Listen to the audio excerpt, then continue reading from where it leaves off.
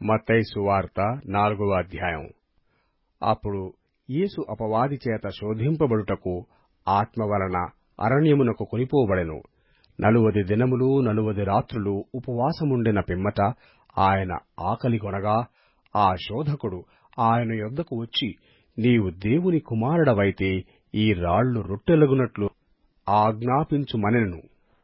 అందుకాయన, మనుష్యుడు రొట్టె వలన మాత్రము కాదుగాని దేవుని నోటి నుండి వచ్చు ప్రతి మాట వలనను జీవించును అని రాయబడియున్నదనెను. అంతట అపవాది పరిశుద్ధ పట్టణమునకు ఆయనను తీసుకునిపోయి దేవాలయ శిఖరమున ఆయనను నిలవబెట్టి, నీవు దేవుని కుమారుడవైతే క్రిందకి దుముకుము, ఆయన నిన్ను గూర్చి తన దూతలకాజ్ఞాపించును, నీ పాదమెప్పుడైనను రాతికి తగలకుండా వారు నిన్ను చేతులతో ఎత్తికొందురు అని రాయబడియున్నదని ఆయనతో చెప్పెను.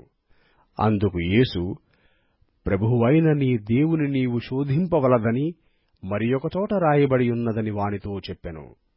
మరల అపవాది మిగుల ఎత్తైన ఒక కొండ మీదకి ఆయనను తోడుకొనిపోయి, ఈ లోకరాజ్యములన్నిటినీ వాటి మహిమను ఆయనకు చూపి, నీవు సాగిలపడి నాకు నమస్కారము చేసిన ఎడల వీటినన్నిటినీ నీకిచ్చెదనని ఆయనతో చెప్పగా, యేసు వానితో, సాతానా పొమ్ము, ప్రభువైన నీ దేవునికి మొక్కి ఆయనను మాత్రము సేవింపవలెను అని రాయబడియున్నదనెను. అంతట అపవాది ఆయనను విడిచిపోగా, ఇదిగో, దేవదూతలు వచ్చి ఆయనకు పరిచర్య చేసిరి. యోహాను చెరపట్టబడెనని యేసు విని గలిలయకు తిరిగి వెళ్లి, నజరేతు విడిచి జెబూలూను నఫ్తాలి అను ప్రదేశముల ప్రాంతములలో సముద్ర తీరమందలి కపెర్నహూమునకు వచ్చి కాపురముండెను. జెబూలూను దేశమును నఫ్తాలి దేశమును యోర్దానుకు ఆవలనున్న సముద్ర తీరమున అన్యజనులు నివసించు గలిలయయు చీకటిలో కూర్చుండియున్న ప్రజలను గొప్ప వెలుగు చూచిరి.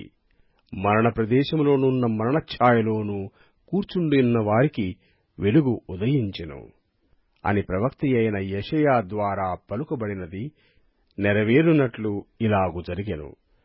అప్పటి నుండి యేసు పరలోక రాజ్యము సమీపించియున్నది గనుక మారు మనస్సు పొందుడని చెప్పుచూ ప్రకటింప మొదలుపెట్టెను.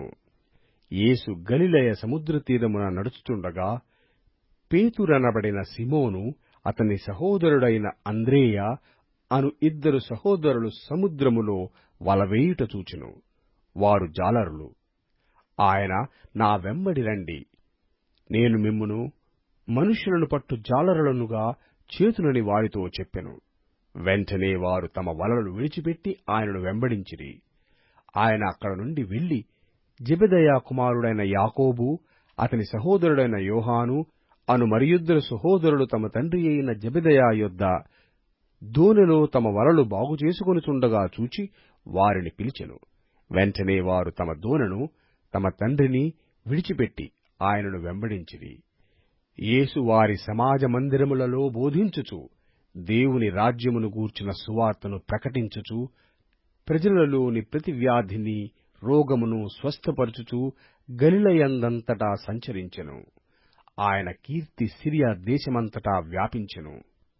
నానావిధములైన రోగముల చేతను వేదనల చేతను పీడింపబడిన వ్యాధిగ్రస్తులందరినీ, దయ్యము పట్టిన వారిని, చాంద్రరోగులను, పక్షవాయువు గలవారిని వారు ఆయన వద్దకు తీసుకుని రాగా ఆయన వారిని స్వస్థపరచెను. గలిలయ, దెకపోలి, యెరూషలేము, యూదయ ప్రదేశముల నుండియూ యోర్దానునకు అవతల నుండియూ బహుజన సమూహములు ఆయనను వెంబడించెను.